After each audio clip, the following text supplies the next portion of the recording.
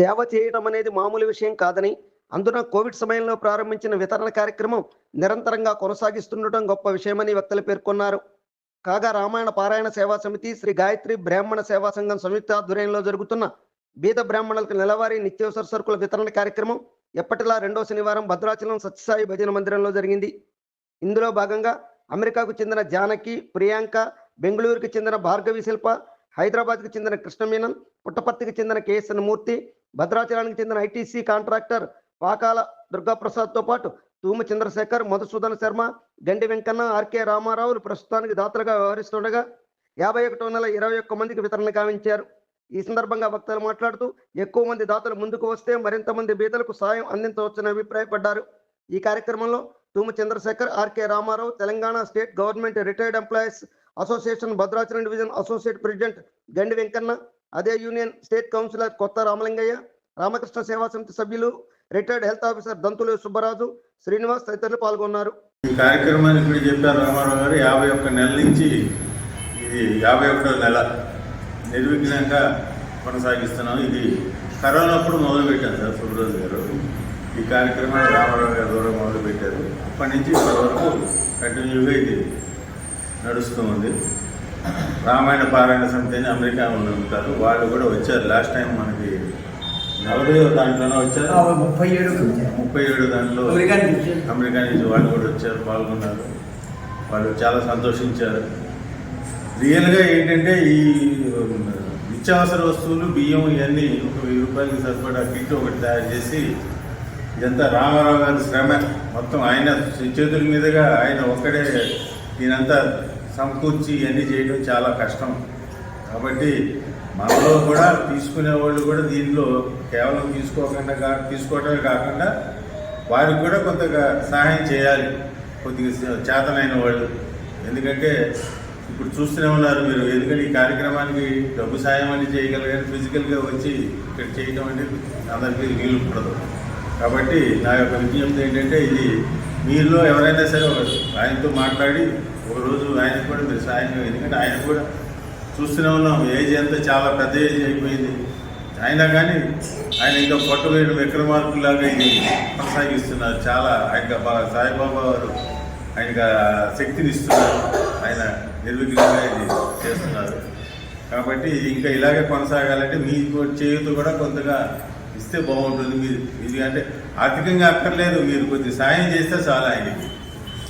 ఆ రకంగా ఆలోచించి కొద్దిగా మీరు చేయగలిగిన వాళ్ళు ఎవరైనా ఉంటే ఒకళ్ళిద్దరు వచ్చి ముందు ఆయనతో మాట్లాడి సాయం తీసుకోండి, సాయం చేయండి.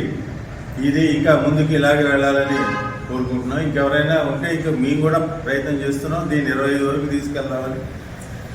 ఇంకా దాతలు ఎవరైనా ఉన్నట్టయితే మేము మాట్లాడి దీన్ని ముందుకు తీసుకెళ్దామనే ఉద్దేశంతో ఉన్నాం. అందరికీ నమస్కారం. నమస్కారం అండి. ఇప్పుడు సార్ చెప్పినట్టు సుబ్బరాజు గారు, పెద్దలు, తర్వాత చంద్రశేఖర్ గారు, రామారావు గారు, మా రామలింగ గారు, మనం ఇప్పుడు 51 వితరణ కార్యక్రమం జరుగుతుందండి. మంచి దిగ్విజయం జరుగుతుంది కాబట్టి చాలా సంతోషం. ఇంకా ఎవరైనా మనకు పెద్దలు, మనకు దాతలు దొరుకుంటే ఇంకా మనం ఇట్లాగే ముందుకు సాధించి ఇంకా ఎవరైనా ఇంకా పేదవాళ్ళు ఎవరైనా ఉంటే మన శాఖ గురించి చెప్పండి, వాళ్ళని కూడా చేర్చుకొని మనం వాళ్ళకు కూడా మనం వితరణ కార్యక్రమం చేద్దామండి. ఇది చాలా శుభ పరిణామం, సంతోషం.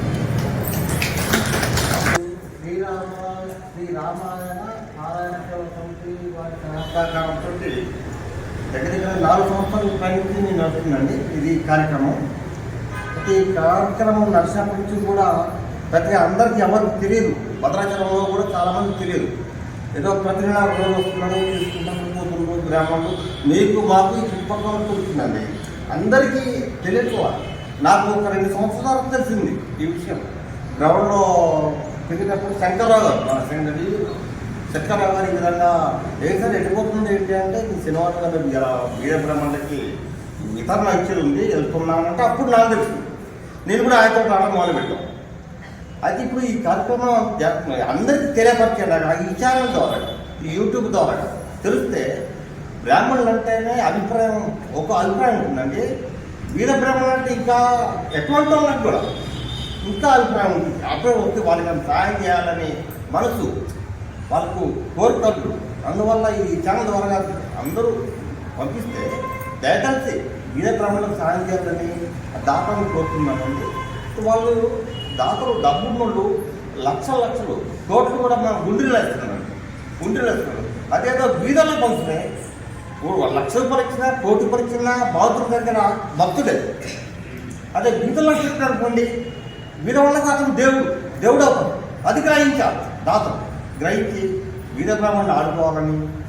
మరి ఈ కార్యక్రమంకి వచ్చిన పెద్దలందరికీ కూడా కృతజ్ఞతలు తెలుపుకుంటూ వారికి ఎన్ని పనులు ఉన్నారో వదులుకొని బ్రాహ్మణ దగ్గరికి వెళ్ళాలి. ప్రతిరోజు నేను కూడా వస్తున్నాను. మిమ్మల్ని చూస్తే నాకు ఆనందం.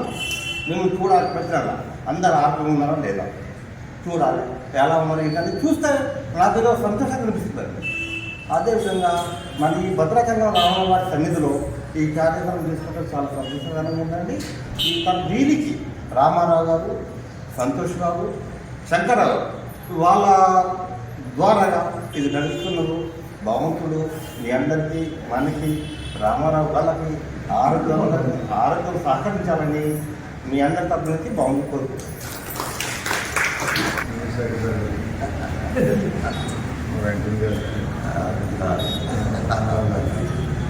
ముఖ్యంగా ఏంటంటే సత్సాయి అంటేనే సేవా కార్యక్రమాలతోటి ఉంటేనే సత్సాయిలో ఉంటారు చాలామంది. సత్సాయి భక్తులు అంటేనే సేవకు ప్రతినిధి. అందులో ముఖ్యంగా మరి రామారావు గారు, ఇందాక చంద్రశేఖర్ గారు అన్నట్టుగా రామారావు గారు ఇన్ని నెలలు పెట్టి ఈ కార్యక్రమాన్ని కంటిన్యూ చేస్తూ బ్రేక్ కాకుండా ఇలా వితరణ జరుగుతుంది అంటే ఆయన కృషి మనం అభినందించాలి. తర్వాత ఇంకోటి మా చంద్రశేఖరరావు చెప్పినట్టుగా డబ్బులు ఇవ్వడం ఒక ఎత్తు, ఆచరణలో పెట్టి ఫిజికల్గా సర్వీస్ చేసి ఈ కార్యక్రమాన్ని చేయడం అన్నది అంత తేలికైన విషయం కాదు, చాలా కష్టం. ఇంచేదంటే నేను చూశాను, నేను మణుగూరులో ఉన్నప్పుడు సత్యసాయి సేవా సెంటర్లో నేను యాక్టివ్గా తిరిగేవాడిని. ఈ ఐ క్యాంపులు పెట్టినా, లేకపోతే పిల్లలకి వెళ్ళినా, లేకపోతే ఓల్డ్ ఏజ్ హోమ్కి వెళ్ళినా, ఏం చేసినా చాలా కష్టం, అంతా కష్టం. అందులో భాగంగా సత్యసాయిలో రామారావు గారు ఈ కార్యక్రమం చేస్తున్నారు. తర్వాత నేను కూడా కొద్ది గొప్ప చేస్తున్నాం. ఇప్పుడు ఇగో వెంకన్న గారు కూడా ఇప్పుడు ఇస్తున్నారు. ఇప్పుడు ఈ చంద్రశేఖర్ గారు చాలా చోట్ల ఇవ్వడం జరిగింది. మా సరస్వతి శిశు మందిరికి కూడా అప్పుడు కొంత వితరణ చేయడం జరిగింది. నేను చెప్తాను, మా ఇంటి దగ్గర ఉంటారు, మాకు బాగా సన్నిహితం వాస్తవంగా చెప్పాలంటే. కొంచెం ఏదో రేపు కలుసుకుంటాం. ఇంకోటి ఇప్పుడు ఎందుకు వ్యవహారం చేయాలి, సేవ చేయాలి అంటే తేలికేం కాదు. నేను లాస్ట్ 2 months 3 months నుంచి నేను చిన్న చేస్తున్నాను. ఇలా నేను సొంతంగా ఏదో ఇస్తున్నాను. నేనే బొట్టు మీదకి వచ్చి వీళ్ళకి ప్రతి నెల బ్యాగ్ పట్టుకుని ప్రతి నెల గుట్ట మీదకి వెళ్ళి ఆ స్కూటర్ మీద పట్టుకుని వెళ్ళి ఒక బ్యాగ్ ఇస్తాను. తర్వాత అంబసత్తులో ఆవిడ వచ్చారు. అంబసత్తులో ఒక ఆవిడ ఉన్నారు, సుబ్బలక్ష్మి గారు ఎవరు మీకు సాయి వాళ్ళ సుబ్రహ్మణ్యం గారు ఆవిడకి. ఇలాగ నేను ఒక 10 మంది 5 కానీ 10 మంది కానీ ప్రతి నెల ఎంతో కొంత కోచింగ్ కాదు. నేను ఇంత విధిగా చేయలేను, నా సొంతంగా చేసుకున్నాను కాబట్టి నేను అంత ఎక్కువ చెప్పుకోకూడదన్నారు, చేసింది కూడా చెప్పకూడదన్నారు. కానీ మరి ఈ సందర్భం ఉంది కాబట్టి విషయం చెప్పడం జరిగింది. ఆ తర్వాత వీళ్ళకే కాకుండా వేరే లేని వాళ్ళకి, మామూలుగా బ్రాహ్మణులనే కాకుండా వేరే లేని వాళ్ళకి కూడా మనం కొంత యువం లేకపోతే పక్కవో లేకపోతే ఏదోటి మనసులో ఆ నెల ఏదో కలిగితే, మనసులో భావన కలిగితే ఎంతో కొంత వితరణ చేయడానికి దేవుడు నాకు ఆలోచనగా కలగజేసి చేయాలని. అలాగే ఇప్పుడు రామారావు చెప్పినట్టుగా ఇందులో నేను ఇచ్చేవాళ్ళు ఇందులో ఉన్నారు కాబట్టి నేను మొన్న ఎవరో కలిశారు, నాకు కలిస్తే అన్నాను, నేను ఈ నెల కూడా ఇస్తానమ్మా, వచ్చి నాకు ఇది ఉంది, నేను తప్పకుండా మళ్ళీ ఈ నెల కూడా నేను ఇస్తానని చెప్పాను. అంబసత్తులో ఎవరో కలిశారు, నాకు ఈ పేరు సత్యం లేవు తెలియదు. అని చేత ఈ కార్యక్రమాన్ని ఇలాగ రామారావు గారు అంకిత భావంతో చేస్తూ వారికి సేదోడు వాళ్ళు ఇస్తూ వెంకన్న గారు వాళ్ళకి ధన్యవాదాలు తెలుస్తూ నేను ఈ రోజున చేస్తాను. నేను కూడా రామారావు గారికి నాకు తోచింది ఈ కార్యక్రమం ఏదో కార్యక్రమం తప్పనిసరిగా సహాయం అందిస్తా అని చెప్పి ఈ కార్యక్రమం అది కూడా ఏమైందంటే ఆ జానకి గారు మనం కరోనా టైంలో ఒక 100 మందికి మనం పంచిపెట్టాం మన బ్రాహ్మణ సంఘం. అది చూసి మీరు ఎందుకు చేయకూడదని మమ్మల్ని ప్రశ్నించింది. ఆ ప్రశ్న ఓకే ఇవ్వడం వల్ల ఇదంతా డెవలప్ అయింది. అది మా తల్లి ఇది అనుకోవట్లే అమెరికాలో ఉండి ఎందుకు ఈ కార్యక్రమం చేయబోదో కానీ ఆ భగవంతుడికి ఆ నోటి ద్వారా అనిపించారు. ఆ సేవ నాకు ఇచ్చారు. నేను అంతతో సేవ మీకు సేవ చేశాం. అందుకని ఇక్కడ చేద్దామనే ఉద్దేశంతో ఈ కార్యక్రమం మొదలుపెట్టాం. కొంతమంది పేదవాళ్ళు ఉన్నారు. అందరినీ చూసే 90% పేదవాళ్ళకే ఇస్తున్నాం. 1-2 అంటే నేను చెప్పలేదు కానీ అందరికీ ఇస్తున్నాను. అది చూస్తున్నా, ఇంకా ట్రై చేస్తున్నా. ఇచ్చే దాతలు వస్తుంటే తీసుకుంటాను. ఈ దాత ఎట్లా ఉండాలి, కంటిన్యూటీ ఇవ్వాలి. అది వచ్చిన మెయిన్ కారణం. అంతేగాని అది వాళ్ళ చేత మాట అనిపించుకొని నేను వాళ్ళ దగ్గర తీసుకుంటున్నాం. అది ఏమైనా ఫంక్షన్లు వస్తే చేస్తాను.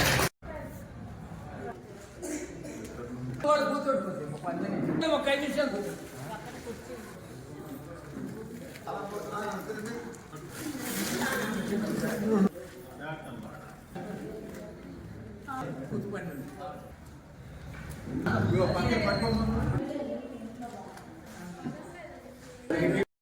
ఒకటికి ఇద్దరికి నేను ఇంటికే చెప్తాను. చెయ్యాలి కదా.